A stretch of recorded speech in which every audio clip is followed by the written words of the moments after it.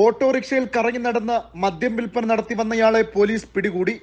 Kulathupuzha Samnagar Minhas മൻസിലിൽ ബഷീറിനെയാണ് Kulathupuzha police പിടികൂടിയത്. കഴിഞ്ഞ ദിവസം വൈകുന്നേരത്തോടെ കുളത്തൂപ്പുഴ തെന്മല പാതയിൽ നെടുവണ്ണൂർ കടവിൽ വെച്ച് പോലീസ് നടത്തിയ വാഹന പരിശോധനയ്ക്കിടെയാണ് ബഷീറിന്റെ ഓട്ടോറിക്ഷയിൽ ഒളിപ്പിച്ച നിലയിൽ 26 കുപ്പി ഇന്ത്യൻ നിർമ്മിത വിദേശ മദ്യം പോലീസ് കണ്ടെത്തിയത്. തുടർന്ന് ബഷീറിനെ പോലീസ് കസ്റ്റഡിയിൽ എടുക്കുകയായിരുന്നു. മദ്യം കടത്തിയ ഓട്ടോറിക്ഷയും പോലീസ് പിടികൂടി.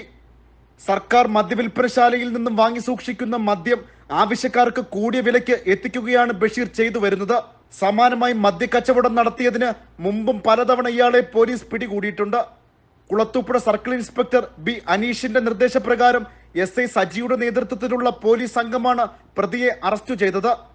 അറസ്റ്റ് രേഖപ്പെടുത്തിയ ബഷീറിനെ വൈദ്യപരിശോധനയ്ക്ക് ശേഷം കോടതിയിൽ ഹാജരാക്കി റിമാൻഡ് ചെയ്തു.